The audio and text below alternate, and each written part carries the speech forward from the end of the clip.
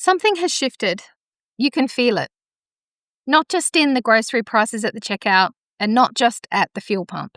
It's the news. It's our socials feed. It's everything that's surrounding us right now. It feels like something just doesn't add up, quite the same as it did before. Essentially, it just feels like a bit of a low-level hum that something isn't quite right. Something's off and you just can't put your finger on what it is. I want to start this series by telling you that something that most people are afraid to say. That thing that you're feeling, it isn't anxiety. It's actually intelligence. Your nervous system is doing exactly what it was designed to do. It's noticing patterns, it's registering signals, and it's trying to prepare you for something that might be coming. And the signals that it's picking up right now, they're real. Even if you're the only one in your street that feels that way. So let me tell you what's actually happening in the world right now. I'm not talking about the scary hellfire raining from the sky version, and certainly not the everything's going to be all right version that we hear so often in our news.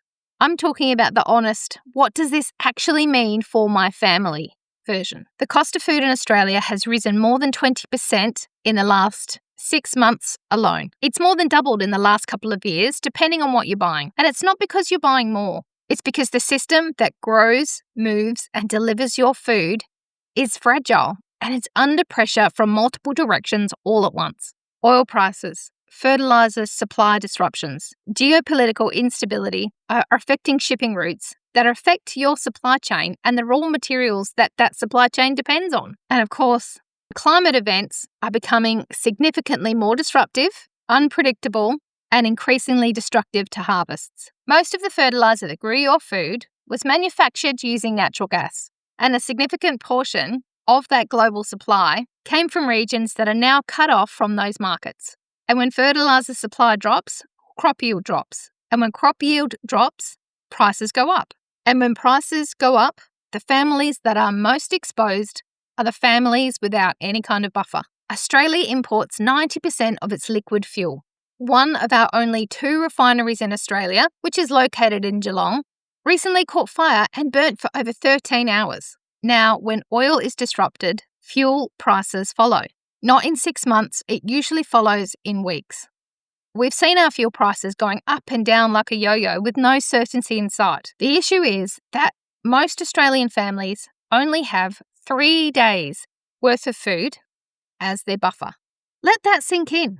3 days. That is the buffer between your family and a serious supply chain hiccup.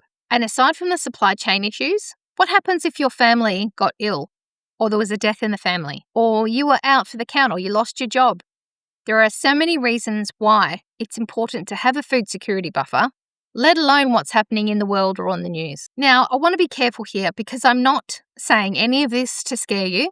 I'm not a doomer, and I don't believe the world is coming to an end. What I believe has come from over 15 years of studying food systems, growing food in multiple climates, and living through multiple personal financial crises as well as world financial crisis. And what it's taught me is this. The version of our infinite, comfortable, and infinitely available abundance that most of us grew up expecting is under pressure. It's not ending, it's changing. And that change is already arriving.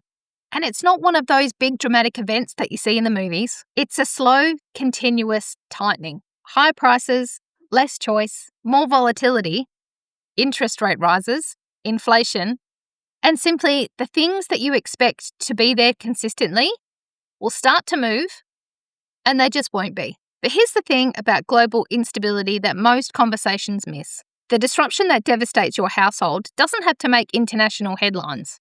As I said before, it could be a phone call at 3 a.m. with devastating news from a hospital. It could be a redundancy letter. It could be a business setback that you just weren't expecting.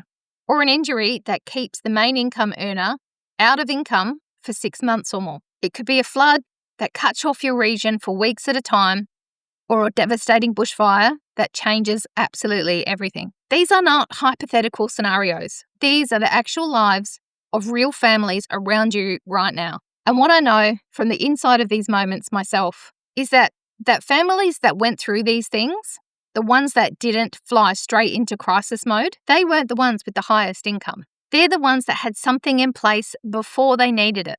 And not everything, because you can't prepare for everything. That's absolutely not what I'm saying. But something. A well-stocked pantry that didn't mean you had to panic shop. A garden that kept producing when your budget collapsed. Skills that meant you could cook from scratch instead of running out to get takeaway or convenience shopping. And community around them. People who brought food, who helped, and who showed up. And a mindset, a particular way of thinking about your household. Not of a place where things happen to you, but as a place where you're operating with a full set of intentions, but a system that you design and run with intention. And that is what this series is about. It's not about survival. It's not about fear.